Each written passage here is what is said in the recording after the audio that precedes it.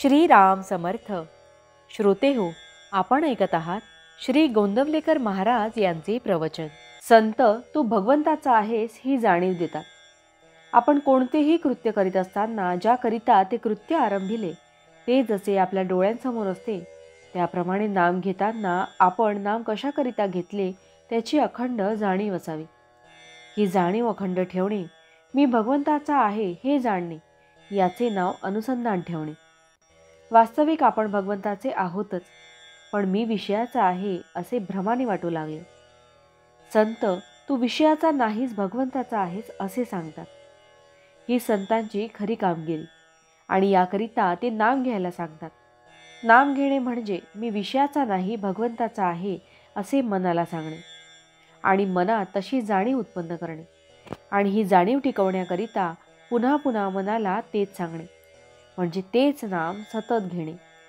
तुम्हाला रामदर्शन पाहिजे म्हणता, पण राम तुम्हाला ओळखता कसा येणार? रामदर्शन व्हायला रामाचे अंतर काढता आले पाहिजे, रामाला पक्के ओळखता आले पाहिजे. याकरिता अंतःकरणाची पवित्रता पाहिजे, शुद्ध भाव पाहिजे.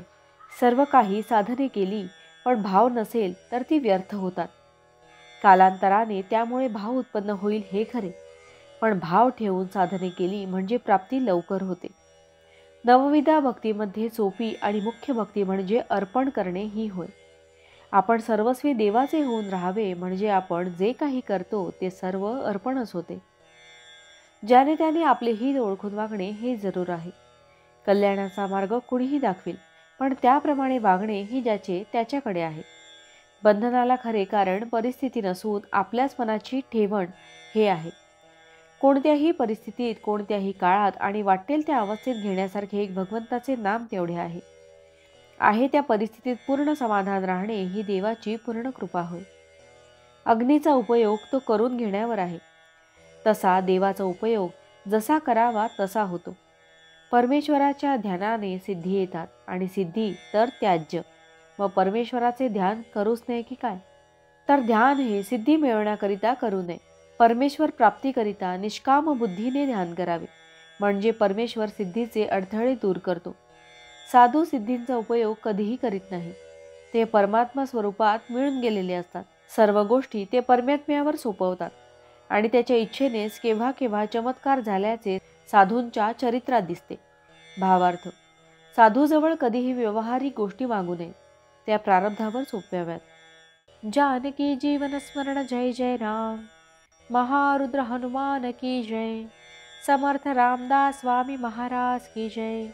सब संतन की जय. श्री अनंत कोटि ब्रह्मांड नायक राजाधिराज सच्चिदानंद सद्गुरु श्री ब्रह्मचैतन्य महाराज की जय. जय जय रघुवीर समर्थ. आता आपण 13 वेळा नामस्मरण करूया. श्रीराम जय राम जय जय राम. श्रीराम जय राम जय जय राम. श्रीराम जय राम जय जय राम. श्रीराम जय राम जय जय राम. श्रीराम जय राम जय जय राम. श्रीराम जय राम जय जय राम. श्रीराम जय राम जय जय राम. श्रीराम जय राम जय जय राम. श्रीराम जय राम जय जय राम. श्रीराम जय राम जय जय राम. श्रीराम जय राम जय जय राम. श्रीराम जय राम जय जय राम. श्रीराम जय राम जय जय राम. जय श्रीराम.